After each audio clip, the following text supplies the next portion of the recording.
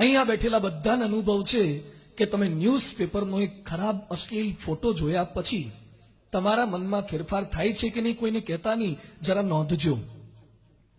Road પર લગાવેલું નગ્ન hoardings જોયા પછી કે યુટ્યુબ પર કે વેબસાઇટ ઉપર ખરાબ વેબસાઇટ પર ઓનલાઈન થયા પછી તમને હેરાન નથી કરતી? જેટલી ખરાબ વસ્તુ જોશો સાંભળશો એ તમને હેરાન કરે જ. એક નિર્જીવ ફોટોગ્રાફ સજીવને હલાવી નાખે. જેટલી પોઝિટિવ વસ્તુ આપણી અંદર જાય એટલી આપણી પોઝિટિવિટી વધતી જશે. સારા છે, મારે સારા થવું છે, હું શું કરી શકું, આ પ્રયત્ન કરવાનો છે. બધું જ બગડી ગયું છે, પણ હું શું કરી શકું? What's my role for the nation, for the society, for the country? આ જો વિચાર રે એ પોઝિટિવિટી છે. આ કરવાનો અભિગમ આપણે રાખીએ તો યુવા જ્ઞાનોત્સવ છે.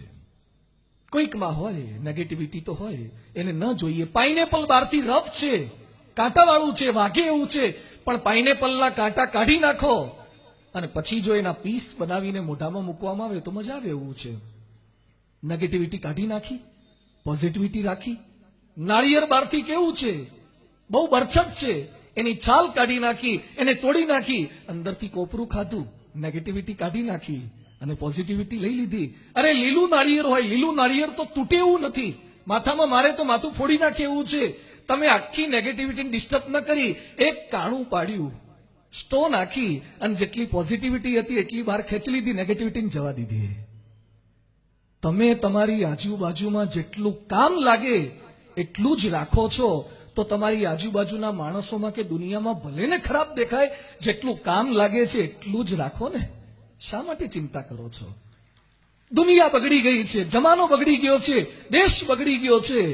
ભારતની ટીકા કરનારા વિદેશીઓ જેટલા છે એના કરતા ભારતીયો જાજા છે.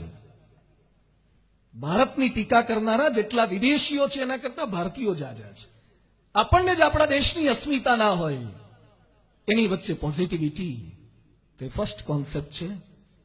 સેકન્ડ વન, કોઈ પણ વ્યક્તિ આગળ વધવું હોય, પોતાની ચેતનાને ઉજાગર કરવી હોય તો પોઝિટિવિટીની સાથે સાથે ઓનેસ્ટી, પ્રમાણિકતા. યુવા શક્તિ